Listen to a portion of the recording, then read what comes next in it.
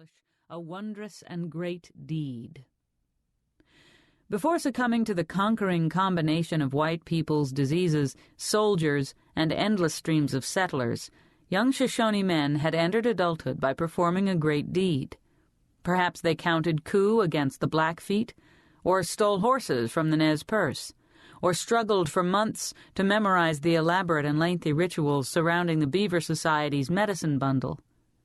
Her father, seas far away, was able to divine the whereabouts of buffalo in a time of great starvation.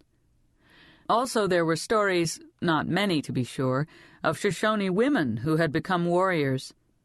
These men and women inspired their fellow Shoshone with their great acts, reminding them of the greatness they were all capable of achieving. If Minnie could emulate the leaders of the past and perform a great and heroic deed, she too would inspire her people. It seemed to her they needed inspiration of some sort. Stranded as they were on an isolated reservation, they needed to be reminded that they were as great a people now as when their grandmothers were babies. Minnie knew also that a great deed would forever live inside her, giving her the strength she would need to live a full and proud life. It saddened Minnie that she had come to feel safer keeping her desire secret to herself.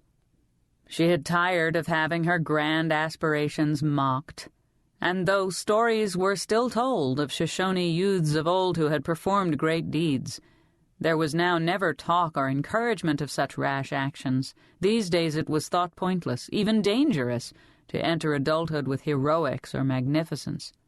They were wrong about greatness being pointless, thought Minnie, but she couldn't argue about it being dangerous. She was thankful she'd never had to worry about being kidnapped and such by Blackfeet braves, and she was happy to attend school and learn about the world beyond the reservation, whereas her mothers and grandmothers might have slowly tortured to death a captive or fought off a murderous grizzly bear while out picking huckleberries. The suffocating stillness of sedentary reservation life was not without compensation, though the more she thought about it, being eaten by a huge snarling grizzly after a courageous battle sounded better than being stifled to death. Minnie's thoughts rambled on, swirling around questions that had no answers. She stirred restlessly, suddenly anxious. It was then that her careful ears heard the tiniest splash from the Lewis River. Likely the little otter that lived on the far bank. She decided to visit him. Minnie slipped into the brand-new cotton dress the Fort Lapwai agency had distributed along with other clothes to her family. She smiled at her luck that the dress was long enough to fit her tall body. Red, with a row of white buttons in the front running from her neck to her toes, the dress made her feel clean and pretty, and in an odd way she couldn't describe, excited and bold. Quietly, so as not to wake anyone, though dawn was not so far away, she slid through the door flap and stepped outside. Her skin tingled pleasantly at the snap of the crisp early morning air of summer.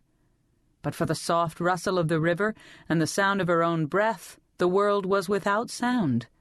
In the eastern sky a handful of stars paled and peacefully melted into the blue edge of dawn.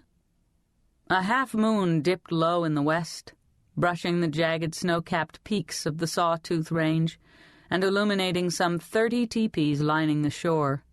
About as many one-room wood-framed houses perched awkwardly on higher ground. Beyond that first rise, Minnie could make out the dark outlines of St. Leo's Catholic Church, the agency school, and the Fort Lapwai Indian Agency offices. This settlement on the Shoshone Indian Reservation in central Idaho, and only a day's horse ride from the Montana border, was home for the band of Shoshone Indians led by her father, seas far away. Though urged by Mr. Burton, the kindly Indian agent and schoolteacher, Seas Far Away did not choose to live in a wood house. Seas Far Away complained that the wind blew through the many cracks in the walls, and that the houses were hot in the summer and cold in the winter. Also, a teepee is round like the moon and the sun and the sky, and he thought it good to live in a circle. Though once he was a famous warrior and was still a great Shoshone chief, he complained he was too old to learn to live inside a square with its empty corners. Minnie walked hurriedly to the river in her bare feet. Moon-white puffballs drifted down from the tall cottonwoods and blanketed the ground. Minnie's bustling red dress swirled them into busy blizzards. She arrived finally at a large, flat shelf of rock, submerged beneath an inch of cold, cold-running river water that tingled her bare feet. She stopped. Trapped again, thought Minnie. Trapped in a hopeless reservation. She remained standing in the cold water just to feel alive. Frustrated, she picked up some rocks and sorted them until she held a nice handful of sharp, flat ones. Taking one in her right hand, she squeezed its jagged edges and smooth facets tight between fingers and palm. The rock felt hard and determined and full of strength. A good rock. She liked it. She decided to send it on a journey. But to where? The disappearing moon and nascent dawn merged their light to create a magical and ever-changing glow. Minnie's eyes searched the river under the evanescent light. She breathed deeply, feeling the cool air spill into her lungs and flow through her blood. She paused to savor the preciousness of the passing moment, then stepped back out of the water. The older Shoshone called this the River of Broken Trees, but in the year 1803, exactly 100 years earlier, the first white men to see it named it for their leader, Lewis. Now most of her band called it by that name. That bothered Minnie for some vague reason. In silent protest of the name change, she stepped back into the water. A movement caught her eye. There! She spotted the otter's silvery black back slinking across the water's surface near the far shore. Minnie pulled back her arm and let loose, throwing her rock with perfect accuracy. No one, not even the strongest young Shoshone men, could match Minnie's arm in accuracy or distance. The rock skipped in front of the otter's nose. With a squeak, he shot up out of the water and into the air, then nose-dived to the safety of the deep. Minnie laughed at his surprise. "Oh, you like to frighten little otter?" She jumped at the words but didn't turn, every bit the surprised little otter herself. From mere inches behind her, a deep, resonant voice filled Minnie's ear with its quiet thunder. "Father!" Seas Far Away stood immediately behind Minnie, yet his approach had been perfect in its silence. He stared past her at the distant bank while patiently filling his pipe with tobacco. Though he had lived more winters than other men who could no longer walk, or who had forgotten the names of their children, Seas Far Away was not entirely an old man. Only part of him was old. Most of him was young. Minnie stepped back onto dry land to stand beside him. She studied his weathered, leathery face and detected a hint of proud smile.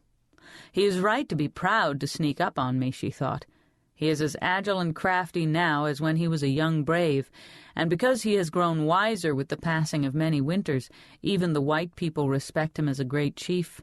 Mr. Burton himself bows slightly when he greets father. "Are you so angry at little otter that you would frighten him away from our camp?" Minnie threw more rocks into the river without aiming, just to hear them plink in the water. "I wish I were little otter. Then I would be free to swim away from this place." "I would swim away and perform a great deed, something to make our people proud of themselves again, something to call on for strength in my life's journey. I want to become a Shoshone by the old ways. But here on the reservation there is nothing great to do. There is nothing little to do either. Our opportunities have been taken from us. We count days and moons and winters, that is all." Seas Far Away spoke wonderingly. "This surprises me. Mr. Burton tells me you do great things in his schoolroom, that you know the words on paper better than most white children. And when I hear you play the mandolin, it sings like the morning lark. Do you say these are not great things?" Minnie threw a rock high in a slow floating arc. "Hi-yee! All over the world children do those things. I want to do something that only I can do. Something great." As the rock fell towards the river, she fired another fast and straight, hitting the falling rock and knocking it instead to the far shore. "But what I will do, I do not know. If I was born in your time, maybe I'd have been like Black Elk Lady, or kills them twice, and fought as a woman warrior. But that was another time. Now it is different. I am trapped in a tired village. There is nothing here, and I don't know where there is to go to do what I